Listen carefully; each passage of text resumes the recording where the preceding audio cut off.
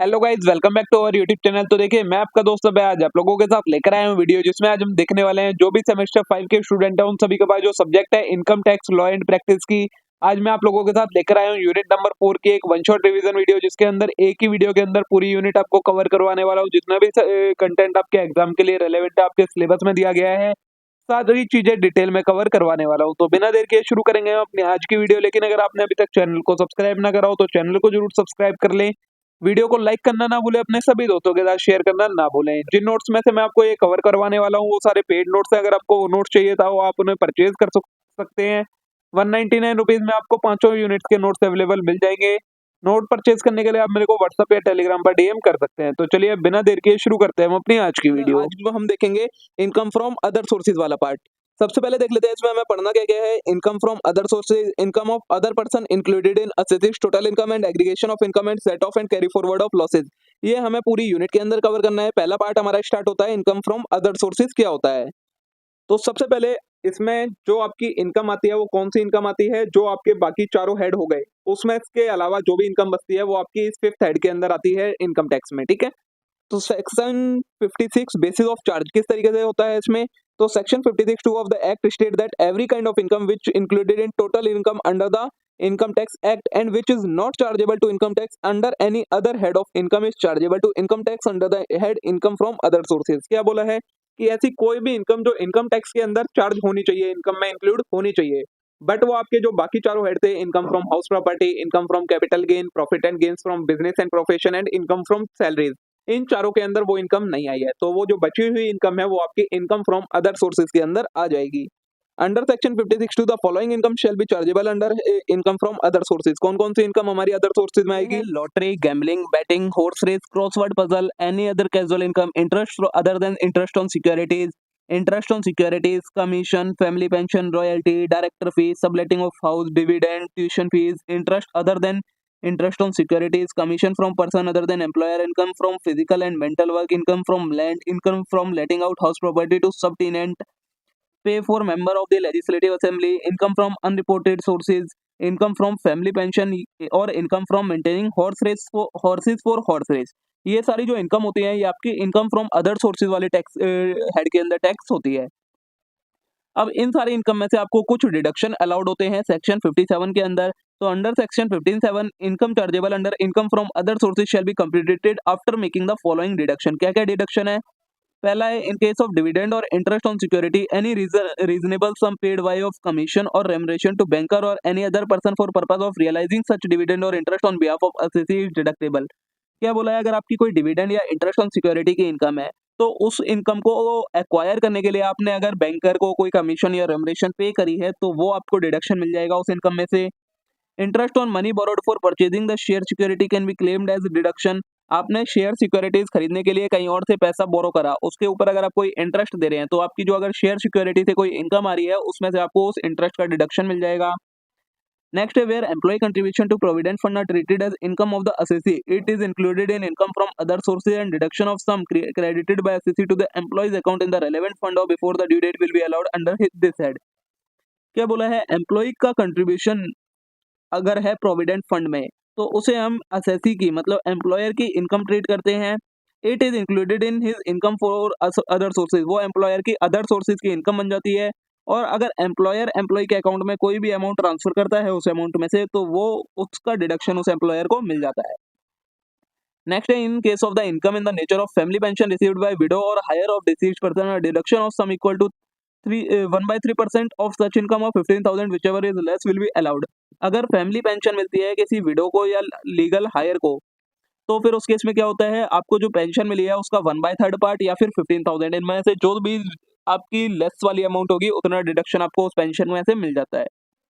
Next under section 57 for in case of interest income on compensation और enhanced compensation a deduction of 50% of such income shall be allowed as deduction but no other deduction under this section should be allowed. क्या बोला है? आपका जो compensation या enhanced compensation मिलता है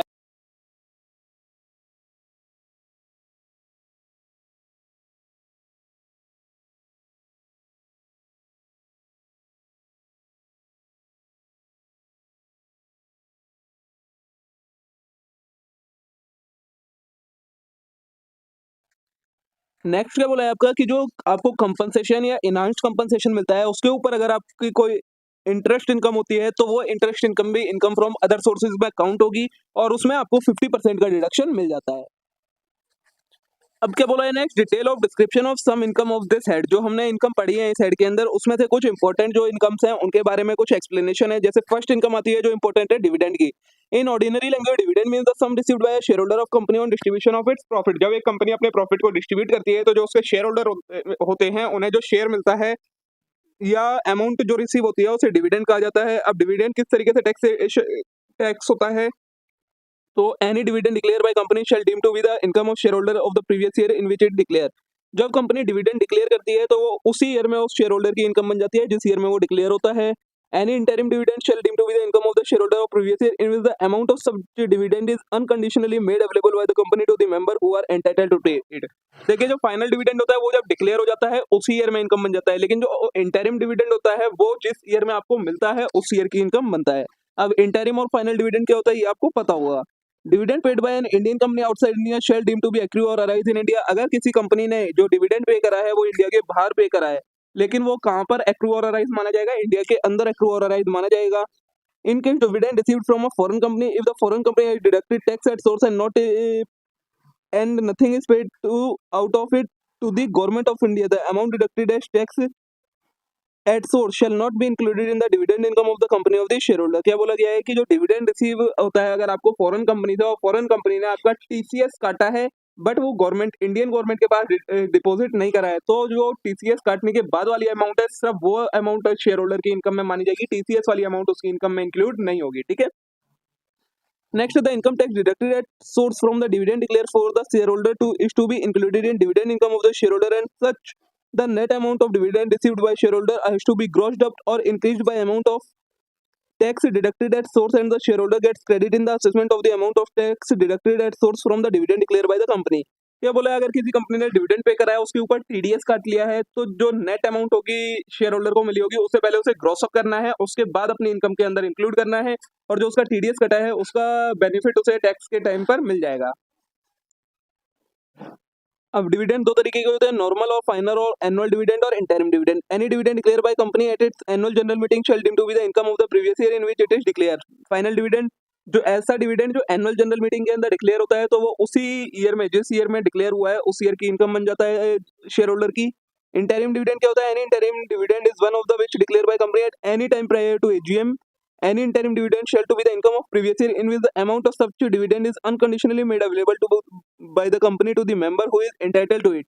interim dividend क्या होता है, एनुअल जनरल मीटिंग के अलावा अगर कोई और डिविडेंड दिया जाता है तो वो कहलाता है इंटरिम डिविडेंड। वो इनकम कब बनता है जब वो शेयर होल्डर को रिसीव हो जाता है। ठीक है, ये एग्जांपल दिया आपको डिविडेंड से रिलेटेड। सेकंड टाइप की जो इनकम इंपॉर्टेंट है वो है कैजुअल इनकम। तो income from winning from lottery, crossword puzzle, races including horse race, card game and other game of any short form gambling और betting of any form of nature whatsoever is taxable under the head income from other sources under section 56 to 1B। Casual income में आपकी कोई भी जो gambling वगैरह, batting वगैरह, winning, lotteries, ये सारी जो इनकम होती है ये सारी आपकी कैजुअल इनकम कहलाती है और ये इनकम फ्रॉम अदर सोर्सेज के अंदर टैक्स होती हैं। No deduction in respect of expenditure और allowance in connection with income by way of winning from lottery, crossword puzzle, race, card game etcetera shall be allowed in computing side income. और इन income के अंदर से आपको किसी भी type का कोई डिडक्शन नहीं मिलता है, चाहे कोई कितनी भी इनकम हो आपको इसमें से कोई भी डिडक्शन नहीं मिलेगा। Deduction under section 80C to 80U also not allowed from the income, such income is a part of total income. और ना ही आपको जो सेक्शन 80 के डिडक्शन होते हैं उनमें से कोई डिडक्शन मिलेगा, मतलब ओवरऑल कोई भी डिडक्शन इन इनकम में से आपको नहीं मिलेगा जो कैजुअल इनकम्स होती हैं। Next taxability of winning from lotteries etcetera. अब जो ये कैजुअल इनकम होती है इनका टैक्सेशन किस तरीके से किया जाता है, तो सेक्शन 155B भी बात करता है winning from lottery are tax at a special rate of 30% plus health and education cess at the rate 4%। जो ये कैजुअल इनकम होती है इन पर आपका डायरेक्ट फ्लैट 30% का टैक्स लगता है, फिर जो निकल के आता है उसके ऊपर आपका 4% का हेल्थ एंड एजुकेशन सेस भी लगता है। The lottery income is tax at flat rate. The basic exemption of income is 2.5 lakh और 3 lakh for senior citizen is not available to the assessee. और इसके लिए आपकी ये जो एग्जाम्पशन लिमिट होती है ना 2.5 लाख या 3 लाख की, वो भी आपको अवेलेबल नहीं होती। मतलब अगर 10 रुपए भी है कैजुअल इनकम तो उसके ऊपर आपको टैक्स पे करना पड़ेगा, इसमें कोई बेसिक लिमिट नहीं है। ठीक है, wheresoever income from lottery exceed 10,000 a TDS is made at the rate of 30%। the income received after deduction TDS needs grossing up of such income। अगर आपकी 10,000 से ज़्यादा की कैजुअल इनकम है तो उसके ऊपर आपको 30% का टीडीएस कटेगा, और जब आपको वो इनकम मिल जाएगी और आप उसे अपनी नेट इनकम में इंक्लूड करेंगे तो आपको उस वैल्यू को ग्रॉस अप करके इंक्लूड करना है, ना कि टीडीएस के बाद वाली वैल्यू को, ठीक है। नेक्स्ट है कि हमारी जो इंपॉर्टेंट है interest on securities.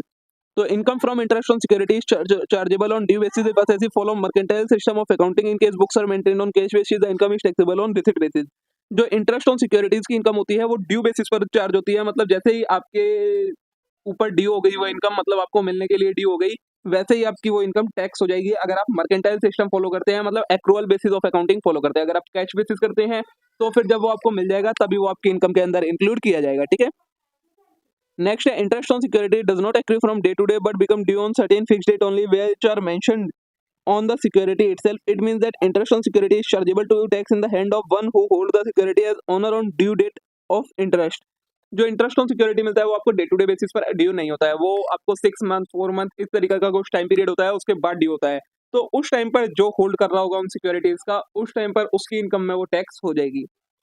Where security are sold before due date of interest, the entire amount of interest payable on next due date shall deemed to be the income of buyer who holds the security on the said due date as owner thereof. अगर due date से पहले कोई security cell कर दी जाती है तो due date पर जो उस पर इंटरेस्ट बनेगा, भले ही एक दिन पहले ही सेल करी हो, लेकिन जितने भी पीरियड का इंटरेस्ट बन गया होगा वो जो बायर है उसकी इनकम में इंक्लूड हो जाएगा। Interest on security shall be chargeable to tax under the PGBP if securities are held as stock in trade. अगर आप सिक्योरिटीज को as a stock in trade रखते हैं तो जो इंटरेस्ट की इनकम होती है फिर वो आपकी पीजीबीपी के अंदर टैक्स होती है, और अगर आप as a stock in trade नहीं रखते, कैपिटल एसेट रखते हो, तो फिर वो आपकी इनकम फ्रॉम अदर सोर्सेज में उसका इंटरेस्ट चार्ज होता है। If securities are held as investment, the interest on security shall be taxable under head income from other sources. अगर जो सिक्योरिटीज है वो एज एन इन्वेस्टमेंट हेल्ड कर रहे हो आप, तो जो इंटरेस्ट ऑन सिक्योरिटी होता है वो आपका इनकम फ्रॉम अदर सोर्सेज के अंदर टैक्स होता है, ठीक है। ये आपको इससे रिलेटेड एक क्वेश्चन दिया हुआ है। नेक्स्ट जो इंपॉर्टेंट टॉपिक है वो है रिसीट विदाउट कंसिडरेशन। ऐसी कोई चीज जो आपको बिना कुछ पे करे मिल जाती है। तो as per section 56(2)(10) the following receipt without consideration in the hand of assessee in previous year shall be taxable under the head income from other sources. अब ये नीचे कुछ चीजें बताइए, अगर ये आपको मिलती हैं विदाउट कंसिडरेशन तो ये आपके फिर इनकम फ्रॉम अदर सोर्सेज के अंदर इनकम इंक्लूड कर ली जाएगी और इस पर आपको टैक्स देना पड़ेगा।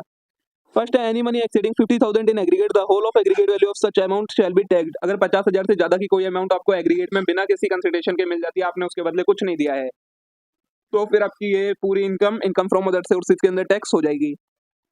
Next any immovable property of the stamp value of which exceed 50,000 the stamp duty value of such property shall be taxed. अगर 50,000 से ज्यादा की स्टैम्प ड्यूटी वैल्यू की कोई प्रॉपर्टी आपको मिलती है तो फिर वो पूरी वैल्यू आपकी टैक्स हो जाएगी। Any immovable property for consideration of the stamp duty value, such property exceed 110% of consideration and the difference between stamp duty and consideration is more than 50,000, then the difference between SDV and consideration is chargeable to tax. आपको कोई immovable property मिली है और आपने उसके लिए पैसे पे करे हैं, लेकिन जो आपके पैसे स्टैम्प ड्यूटी वैल्यू है उसकी, वो जितनी आपकी टोटल कंसिडरेशन है उसके 110% से ज़्यादा है, और जो आपकी स्टैम्प ड्यूटी और कंसिडरेशन है उसके बीच का डिफरेंस 50,000 से ज़्यादा है, तो फिर जो इनके बीच का जो डिफरेंस है उसके ऊपर आपको टैक्स पे करना पड़ेगा। नेक्स्ट है any property other than immovable property without consideration the aggregate of fair market value of which exceed 50,000 the whole of aggregate fair market value of such property shall be taxable. क्या बोला है, immovable property के अलावा अगर कोई आपकी कोई और चीज है, कोई एसेट है जो कि आपको बिना कंसिडरेशन के मिला है और जिसकी फेयर मार्केट वैल्यू 50,000 से ज्यादा है, तो फिर उसको वो आपकी इनकम फ्रॉम अदर सोर्सेज के अंदर टैक्स हो जाएगी। नेक्स्ट है any property other than immovable property for consideration which is less than aggregate fair market value of such property by amount exceeding 50,000, then the aggregate fair market value of such property exceeds such consideration shall be taxable। क्या बोला है आपने, बिना consideration के नहीं, कोई भी immovable property है जो कि इमूवेबल प्रॉपर्टी के अलावा कोई और एसेट है जो आपको आपने कुछ पैसे पे करे हैं, लेकिन वो जो अमाउंट आपने पे करी है वो फेयर मार्केट वैल्यू से 50,000 का डिफरेंस है उसके बीच में, तो जितने का टोटल डिफरेंस है ना, जितने का भी, वो सारा आपका इनकम फ्रॉम अदर सोर्सेज में टैक्स हो जाएगा। अब नेक्स्ट है provision made in section 56(2)(10) shall not apply in the following cases. अब जो ये ऊपर वाली प्रोविजंस हैं, ये जो हमने पढ़ी 56(2)(10) की, ये किस किस में अप्लाई नहीं होती है, मतलब एक तरीके से एग्जेम्पशन ऑफ सेक्शन 56, मतलब विदाउट कंसिडरेशन भी अगर आप कोई चीज लेते हो तो इन केसेस में वो टैक्स नहीं होगी। कब नहीं होगी, any sum of money received from relative subject to certain condition, कुछ कंडीशन के साथ आपको रिलेटिव से कोई चीज मिली है तो वो आपकी टैक्स नहीं होगी। फिर any sum received on occasion of marriage of individual, शादी के टाइम पर आपको कोई चीज मिली है तो वो टैक्स नहीं लगेगा उस पर। Any sum of money received under a will और इनहेरिटेंस, विल और इनहेरिटेंस की मदद से आपको कोई चीज मिली है तो फिर वो आपकी टैक्स नहीं होगी। Any sum of money received in contemplation of death of the payer और डोनर, जो पेयर या डोनर है उसकी आखिरी इच्छा एक तरीके से कह सकते हैं, कंटेम्पलेशन ऑफ डेथ की उसमें आपको कोई चीज मिली है विदाउट एनी कंसिडरेशन तो वो टैक्स नहीं होगी। Any sum of money received from local authority, local authority से आपको कोई चीज मिली है विदाउट कंसिडरेशन वो टैक्स नहीं होगी। Any sum of money received from foundation university, इन सब से कोई मिली है तो टैक्स नहीं होगी। Any sum of money received from any trust और इंस्टीट्यूशन, की ट्रस्ट से इंस्टीट्यूशन से मिली है। Any sum of money property received under transaction not regarded as transfer, कोई ऐसी ट्रांजैक्शन से आपको मिली है जो कि ट्रांसफर नहीं है तो टैक्स नहीं होगी। Any sum of money property received from individual trust created और stabilise solely for benefit of relative, relative के बेनिफिट के लिए है तो नहीं होगी। और if sum property is received before 1/4/2017 तो फिर वो आपकी टैक्स नहीं होगी। तो ये एक एग्जेम्पशन है कि विदाउट कंसिडरेशन भी अगर आपको कुछ चीजें मिलती हैं तो वो टैक्स नहीं होंगी। कौन कौन सी हैं, तो ये सारी वो चीजें थी, ठीक है। अब income from other sources calculate कैसे करते हैं, तो आपका डिविडेंड आ जाता है, इंटरेस्ट आ जाता है, बैंक इंटरेस्ट अगर आपका कोई है वो आएगा, कैजुअल इनकम आ जाएगी। जो भी आपकी सारी इनकम बताई थी वो सारी इनकम इसके अंदर इंक्लूड करके ऐड कर देंगे, ठीक है। यहाँ तक ऐड करने के बाद कोई अदर इनकम है वो आ जाएगी, लेकिन उसमें से अगर कोई आपको एग्जाम्पशन मिली हुई है वो लेस कर देंगे। तो यहाँ से फिर आपकी सारी निकल के क्या आ जाती है, total income from other sources निकल के आ जाती है, ठीक है। तो देखिए दोस्तों, यहाँ पर हमारी यूनिट नंबर 4 का पार्ट नंबर ए कंप्लीट हो जाता है। तो चलिए अब शुरू करते हैं पार्ट नंबर बी में क्लबिंग ऑफ इनकम इस कंसेप्ट को। In order to avoid payment of tax, the assessee transfer their income or asset to other person. Tax ना भरना पड़े उसके लिए इंडिविजुअल्स क्या करते हैं, अपनी इनकम को किसी और के नाम पर ट्रांसफर कर देते हैं। To check avoidance of tax effective provision have been made in income tax. तो इस चीज को कोई भी इनकम टैक्स होने से ना बच जाए, इस चीज का ध्यान रखते हुए गवर्नमेंट ने क्या करा है, ये कंसेप्ट लेकर आई है क्लबिंग ऑफ इनकम का, कि किस किस की इनकम एक इंडिविजुअल असेसी की इनकम में इंक्लूड होगी अगर वो ट्रांसफर करता है तो। Under this circumstances the receiver of income is some other person but the income is included in income of the assessee. इस केस में क्या होगा क्लबिंग ऑफ इनकम में, कि जो इनकम रिसीव हो रही होगी वो किसी और पर्सन को रिसीव हो रही होगी, लेकिन जो वो इनकम इंक्लूड होगी वो असेसी की इनकम में, मतलब जिसके टैक्स की कैलकुलेशन हो रही है उसकी इनकम में इंक्लूड करी जाएगी। अब उसके लिए कुछ केसेस है, कुछ कंडीशंस है, क्या क्या है वो सारी चीजें देखते हैं। तो clubbing of income for transfer of income without transfer of asset, section 60। Clubbing of income किसके केस में हम बात कर रहे हैं, कि सिर्फ आपने इनकम ट्रांसफर कर दी है, जो एसेट है वो असेसी के नाम में ही है, लेकिन उससे जो भी इनकम आ रही है वो किसी और को मिल रही है। तो section 60 is applicable if following condition is satisfied. तो सेक्शन 60 डील करता है उसके साथ, उसके लिए कौन कौन सी कंडीशन सेटिस्फाई होनी जरूरी है। The tax pair own asset, जो टैक्स पेयर है उसके पास एक एसेट है। The ownership of asset is not transfer, उस एसेट की ओनरशिप अभी भी असेसी के पास ही है, टैक्स पेयर के पास ही है। The income from asset is transfer to any person under settlement और एग्रीमेंट, बट जो उससे इनकम आ रही है वो किसी और पर्सन के नाम में ट्रांसफर कर दी गई है। तो if the above condition are satisfied the income from assets would be taxable in the hand of transferor. तो अगर ये तीन कंडीशन सेटिस्फाई हो रही है तो जो एसेट से इनकम आ रही है वो भले ही किसी और के नाम में ट्रांसफर कर दी गई है, चाहे किसी एग्रीमेंट से या किसी से, बट वो जो इनकम इंक्लूड होगी वो टैक्स पेयर या असेसी की इनकम में ही इंक्लूड होगी, ठीक है। नेक्स्ट है clubbing of income from revocable transfer of asset. Income कब क्लब होगी, मतलब रिवोकेबल ट्रांसफर ऑफ एसेट होता है उस केस में इनकम भी जो असेसी या टैक्स पेयर है उसी के उसमें इंक्लूड होगी, उसके साथ सेक्शन 61 डील करता है। रिवोकेबल ट्रांसफर क्या होता है, मतलब आपने ट्रांसफर कर दिया है एसेट इस केस में, लेकिन वो ट्रांसफर कैसा है, रिवोकेबल है, कभी भी चाहे तो आप उस एसेट की ओनरशिप वापस ले सकते हैं, तो वो कहलाता है revocable transfer of asset. Revocable transfer means the transfer of asset assumer right to reacquire asset or income from such asset either whole or in part at any time in future during the lifetime of transferee। क्या बोला है, revocable transfer क्या होता है, asset को transfer करना किस right के साथ, कि आप कभी भी फ्यूचर में उस एसेट को या उस एसेट की इनकम को रीएक्वायर कर सकते हैं, तो वो कहलाता है रिवोकेबल ट्रांसफर। इसके लिए कुछ कंडीशन है। पहला है एन एसेट इज ट्रांसफर अंदर रिवोकेबल ट्रांसफर, रिवोकेबल ट्रांसफर के अंदर एसेट ट्रांसफर हुआ हो। The transfer for this purpose include any settlement or agreement, then the income from such asset is taxable in the hand of transferor। तो अगर उस revocable transfer हुए asset से कोई भी इनकम आती है तो वो जो टैक्स पेयर है या जिसने ट्रांसफर करा है एसेट उसकी इनकम में इंक्लूड होगी। अब इसकी कुछ एक्सेप्शन है सेक्शन 61 की, जो रिवोकेबल ट्रांसफर वाला है। पहला है where the income arise to any person by virtue transfer way to trust which is not revocable during the life time of the beneficiary and in case any other transfer which is not revocable during the life time of transferee. Exception क्या है, कि आपने कोई asset transfer करा कब तक के लिए, जिसके नाम पर आपने ट्रांसफर करा है उसकी लाइफ टाइम में आप उसे रिवोक नहीं करोगे। अगर इस कंडीशन के साथ करा है तो फिर आपका वो रिवोकेबल ट्रांसफर के अंदर इंक्लूड नहीं होगा, और जिसके नाम पर आपने ट्रांसफर करा है उसी की इनकम में इंक्लूड होगा, ठीक है। सेकंड है where the income arise to any person by virtue of transfer made before 1/4/1961 which is not revocable for the period of 6 year और मोर। आपने 1961 से पहले कोई ऐसे ट्रांसफर करा है जो कि नॉट रिवोकेबल था 6 या 6 से ज्यादा सालों के लिए, तो फिर वो आपकी इनकम रिवोकेबल ट्रांसफर वाले उसमें क्लब नहीं होगी, ठीक है। अब नेक्स्ट टॉपिक है clubbing of income of spouse. जो स्पाउस की इनकम है वो कब क्लब होती है, तो सेक्शन 64 1 सेकंड डील करता है इसके साथ। The following income of spouse of individual shall be included in total income of the individual. कौन कौन सी इनकम है जो स्पाउस की इनकम में इंक्लूड हो जाएंगी? स्पाउस की जो इनकम है वो इंडिविजुअल की इनकम में इंक्लूड हो जाएगी। तो remuneration from a concern in which spouse have substantial interest. अगर इंडिविजुअल को मतलब एक पर्सन को रेमरेशन मिल रही है उस फॉर्म में जिसमें स्पाउस का सब्सटेंशियल इंटरेस्ट हो, तो if spouse of an individual gets any salary commission fees from concern, और अगर उस स्पाउस को उस कंसर्न से कोई भी सैलरी मिल रही है, कमीशन मिल रही है या फीस मिल रही है, तो वो इंडिविजुअल की इनकम में क्लब हो जाएगी। अब यहाँ पर कंसर्न में क्या क्या चीजें आ जाती हैं आपकी? कोई भी business, professional concern, sole proprietorship, partnership या कंपनी, कुछ भी चीज इसके अंदर आ जाएगी आपकी, ठीक है। फिर है सब्सटेंशियल इंटरेस्ट। तो an individual is deemed to have substantial interest if he she beneficially hold equity share carrying not less than 20% voting power और entitle not less than 20% profit any time during the previous year. Substantial interest का मतलब क्या होता है कि individual के पास 20% से ज्यादा की वोटिंग पावर है और 20% से ज्यादा का प्रॉफिट का शेयर भी मिलता है उसे, तो वो कहलाएगा सब्सटेंशियल इंटरेस्ट। और इस केस में अगर स्पाउस को उस कंसर्न से कोई भी रेमुनरेशन सैलरी मिलती है तो फिर वो इंडिविजुअल की इनकम में इंक्लूड हो जाएगी। When both husband and wife have substantial interest, so when both the husband and the wife have substantial interest in a concern and both are receipt of remuneration from such concern, both the remuneration will be included in the total income of husband or a wife whose total income excluding such remuneration is greater। क्या बोला है? अगर husband और wife दोनों का substantial interest है और दोनों को उससे रेमुनेशन वगैरह मिल रही है, तो एक की रेमुनेशन उस दूसरे की रेमुनेशन में इंक्लूड होगी, क्लब होगी, जिसकी रेमुनेशन के अलावा जो टोटल इनकम में ज्यादा होगी उसकी रेमुनेशन में दोनों की इनकम इंक्लूड हो जाएगी, ठीक है। नेक्स्ट है clubbing of income from asset transfer to son wife. Asset transfer करा है बेटे की वाइफ को, तो उस केस में क्लबिंग किस तरीके से होगी? तो income from asset transfer to son wife attract the provision of section 64(1)(6) as per condition block. क्या क्या कंडीशन है? The tax payer is an individual, he she has the transferred an asset from May 31, 1973, the asset is transfer to son wife.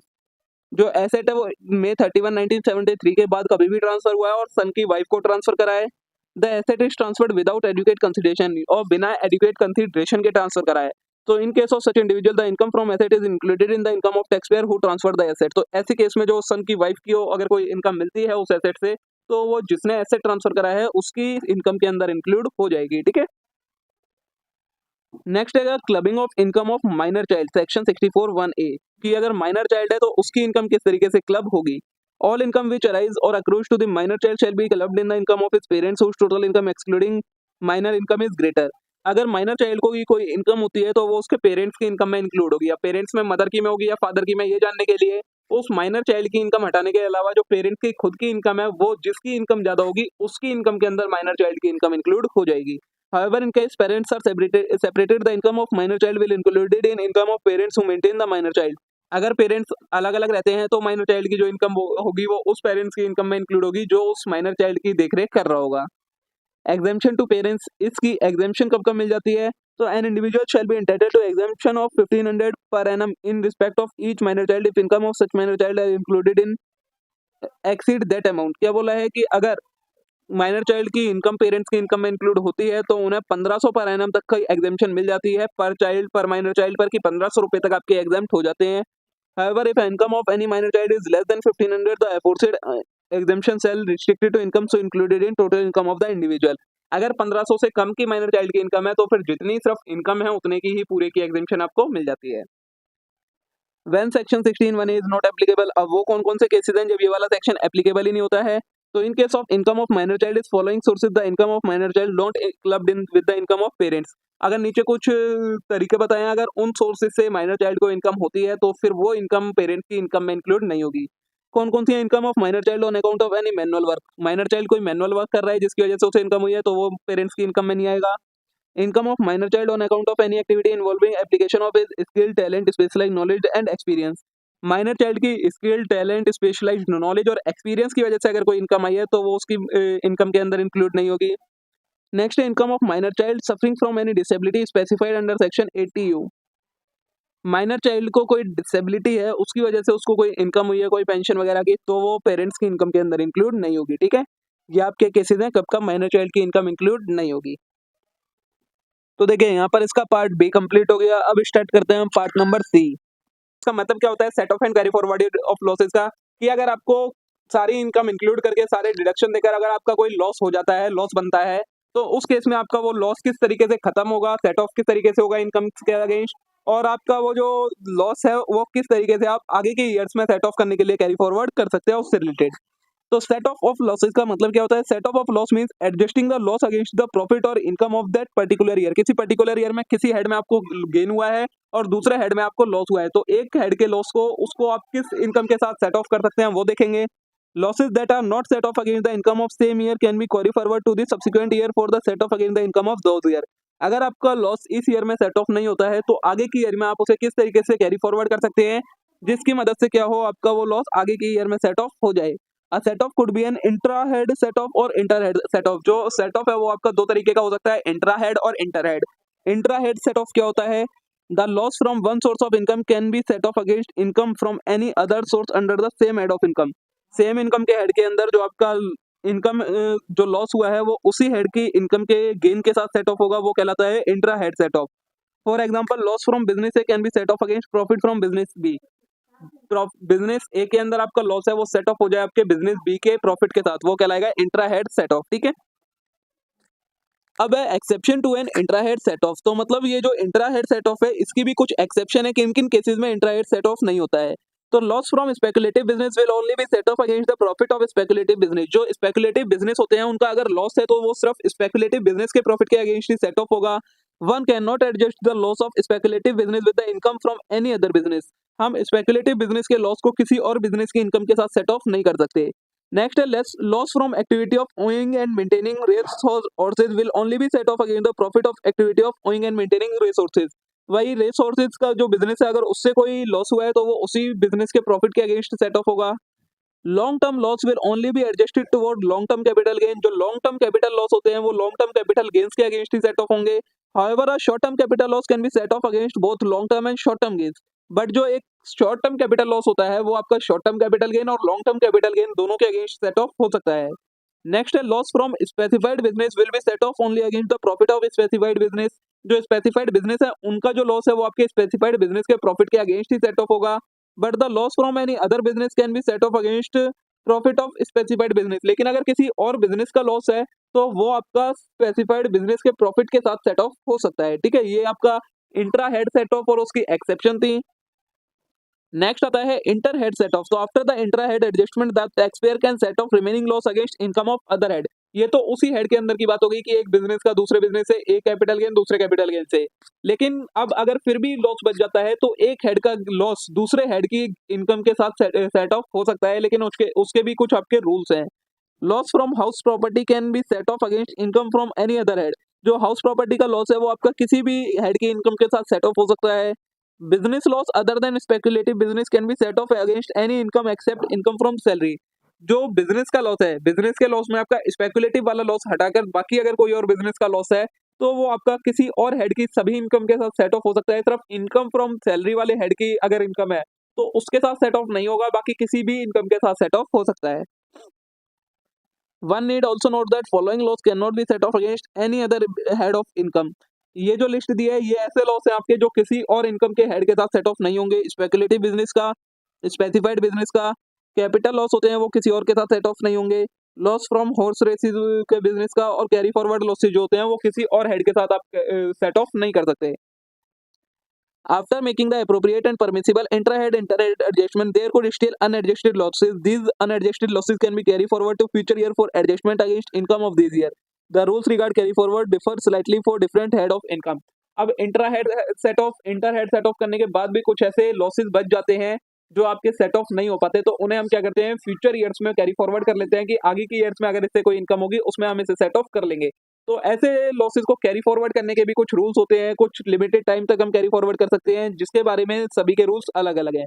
तो देखिए जो house property का loss होता है उसे हम can be carry forward up to 8 assessment year from the assessment year for which the loss was incurred. जिस year में लॉस हुआ है उससे अगले 8 सालों तक हम हाउस प्रॉपर्टी के लॉस को कैरी फॉरवर्ड कर सकते हैं। Can be adjusted only against income from house property. अब जब हम इस लॉस को कैरी फॉरवर्ड करते हैं तो फिर ये जो हाउस प्रॉपर्टी का इस ईयर का लॉस है वो नेक्स्ट ईयर की हाउस प्रॉपर्टी के गेन के साथ ही सिर्फ सेट ऑफ होगा, उसके अलावा किसी और के साथ सेट ऑफ नहीं होगा। नेक्स्ट है can be carry forward even if return of income for the loss year is belated file. इसे हम कैरी फॉरवर्ड कर सकते हैं, भले ही जो उस ईयर की रिटर्न है चाहे वो बिलेटेड रिटर्न ही क्यों ना फाइल हुई हो, फिर भी हम उसे कैरी फॉरवर्ड कर सकते हैं। नेक्स्ट है loss from non speculative business. जो नॉन स्पेकुलेटिव बिजनेस होते हैं, मतलब जो रेगुलर बिजनेस है, उनका जो लॉस है can be carry forward up to 8 year, 8 सालों तक उसे भी हम कैरी फॉरवर्ड कर सकते हैं। Can B only adjusted against income from business and profession. ये चीज सभी में मिलेगी कि अगर किसी हेड का लॉस है और आप उसे कैरी फॉरवर्ड कर रहे हो तो फिर वो नेक्स्ट ईयर में उसी हेड के गेन के साथ सिर्फ सेट ऑफ होगा। Not necessary to continue the business. जरूरी नहीं है कि आपका बिजनेस चल रहा है तभी सेट ऑफ होगा, अगर बिजनेस नहीं भी है तो भी सेट ऑफ हो जाएगा आपका अगर कोई गेन है। Can not be carry forward if return not filed on original due date. इसके अंदर अगर आपने ड्यू डेट तक रिटर्न फाइल नहीं करी तो उसे आप कैरी फॉरवर्ड नहीं कर सकते। स्पेकुलेटिव बिजनेस का जो लॉस है can be carry forward up to 4 assessment year from the assessment year in which the loss was incurred. जो स्पेकुलेटिव बिजनेस है उसका लॉस आप सिर्फ अगले 4 सालों तक ही कैरी फॉरवर्ड कर सकते हैं। सिर्फ आप can be adjusted only against income from speculative business. सिर्फ स्पेकुलेटिव बिजनेस की जो इनकम होगी उसी के साथ सेट ऑफ कर सकते हैं आप। Can not be carry forward if return not filed within due date. Due date में अगर आपने रिटर्न फाइल नहीं करी है तो आप उसे कैरी फॉरवर्ड भी नहीं कर सकते। Not necessary to continue the business at the time of set off in future year. अगर आप सेट ऑफ कर सकते हैं आगे के ईयर में, भले ही बिजनेस आपका हो या ना हो, ठीक है। स्पेसिफाइड बिजनेस के जो सेक्शन 35 एडी वाले बिजनेस होते हैं उनका जो लॉस होता है, तो no time limit to carry forward the losses. इन बिजनेस के लॉसेस को कैरी फॉरवर्ड करने के लिए कोई टाइम लिमिट नहीं होती है, आप अनलिमिटेड टाइम तक कैरी फॉरवर्ड कर सकते हैं। Not necessary to continue the business at the time of set off. Set off के टाइम पर बिजनेस का कंटिन्यू रहना नेसेसरी नहीं है। Can not carry forward if return not file. अगर रिटर्न ड्यू डेट तक फाइल नहीं करी है तो आप इसे कैरी फॉरवर्ड भी नहीं कर सकते। और can be adjusted only against income from specified business. और सिर्फ जो स्पेसिफाइड बिजनेस की इनकम होती है उसी के अगेंस्ट आप इसे सेट ऑफ कर सकते हो, ठीक है। नेक्स्ट है हमारा कैपिटल लॉसेस। तो can be carry forward up to next assessment 8 assessment year from the assessment year in which the loss was incurred. जो कैपिटल लॉसेस हैं उन्हें हम अगले 8 सालों तक कैरी फॉरवर्ड कर सकते हैं। Long term capital loss can be adjusted only against long term capital gain. जो लॉन्ग टर्म कैपिटल लॉस है उसे सिर्फ लॉन्ग टर्म के अगेंस्ट ही सेट ऑफ कर सकते हैं। Short term capital loss can be set off against long term and short term. जो शॉर्ट टर्म कैपिटल लॉस होते हैं उन्हें हम शॉर्ट टर्म कैपिटल गेन और लॉन्ग टर्म कैपिटल गेन दोनों के अगेंस्ट सेट ऑफ कर सकते हैं। नेक्स्ट है can not be carry forward if return not filed. अगर रिटर्न फाइल नहीं करी है तो उसे हम कैरी फॉरवर्ड भी नहीं कर सकते हैं। Loss from owning and maintaining horse races. जो हॉर्स रेसेस का बिजनेस होता है तो can be carry forward up to next 4 assessment year. सिर्फ अगले 4 सालों तक कैरी फॉरवर्ड कर सकते हैं। Can not be carry forward if return not filed. अगर रिटर्न फाइल नहीं करी है तो कैरी फॉरवर्ड भी नहीं कर सकते। और can only be set off against income from owning and maintaining horse races. और सिर्फ उन्हीं इनकम के साथ सेट ऑफ कर सकते हैं जो इसी बिजनेस की इनकम होगी, ठीक है। तो देखिए यहाँ पर हमारे ये सारे सेट ऑफ कैरी फॉरवर्ड वाले रूल्स खत्म हो जाते हैं। अब ये यहाँ पर आपकी एक टेबल बना रखी है मैंने, जिसके अंदर आपको सारी चीज़ें एक समरी में दे रखी हैं। देखिए सेक्शन 32(2) जो आपका अनएब्जॉर्ब डेप्रिसिएशन होता है उसको आप किसके अगेंस्ट, किसी भी इनकम के अगेंस्ट सेट ऑफ कर सकते हैं। कोई टाइम लिमिट नहीं है कब तक सेट ऑफ कर सकते हैं, मतलब कितने भी ईयर तक कर सकते हैं। और रिटर्न फाइल करना मैंडेटरी नहीं है, मतलब आप बिलेटेड रिटर्न में भी कर सकते हैं। हाउस प्रॉपर्टी का जो लॉस होता है वो सिर्फ आप इनकम फ्रॉम हाउस प्रॉपर्टी के अगेंस्ट ही सेट ऑफ कर सकते हैं, अगले 8 सालों तक कर सकते हैं। और इसकी रिटर्न भी अगर बिलेटेड है तो भी आप इसे कैरी फॉरवर्ड कर सकते हैं। अगर लॉस है आपका नॉर्मल बिजनेस का तो इनकम फ्रॉम बिजनेस के अगेंस्ट सेट ऑफ कर सकते हैं, 8 सालों तक कर सकते हैं, लेकिन रिटर्न फाइल करना जरूरी है ड्यू डेट तक। स्पेकुलेटिव बिजनेस का लॉस स्पेकुलेटिव बिजनेस की इनकम के साथ सेट ऑफ हो सकता है, सिर्फ अगले 4 सालों तक हो सकता है, रिटर्न फाइल करना कंपलसरी है ड्यू डेट तक। स्पेसिफाइड बिजनेस का लॉस स्पेसिफाइड बिजनेस की इनकम के अगेंस्ट सेट ऑफ होगा, कोई टाइम लिमिट नहीं है कैरी फॉरवर्ड करने की, रिटर्न फाइल करना जरूरी है। Short term capital loss short term capital gain और लॉन्ग टर्म कैपिटल गेन के अगेंस्ट सेट ऑफ हो सकता है, अगले 8 सालों तक हो सकता है, लेकिन रिटर्न फाइल करना जरूरी है। Long term capital loss long term capital gain के अगेंस्ट ही सेट ऑफ हो सकता है, 8 सालों तक हो सकता है, रिटर्न फाइल करना जरूरी है। हॉर्स रेसिस का लॉस है अगर बिजनेस का तो उसी इनकम के अगेंस्ट सेट ऑफ होगा, अगले 4 सालों तक हो सकता है और रिटर्न फाइल करना जरूरी है। तो देखिए दोस्तों यहाँ पर हमारी यूनिट नंबर 4 की वन शॉट रिवीजन कंप्लीट हो जाती है। होप सो आप सभी के लिए वीडियो यूजफुल रही होगी। वीडियो अच्छी लगी हो वीडियो को लाइक करना ना भूले, चैनल को सब्सक्राइब करना ना भूले, अपने सभी दोस्तों के साथ वीडियो को शेयर जरूर कर दे। Thank you.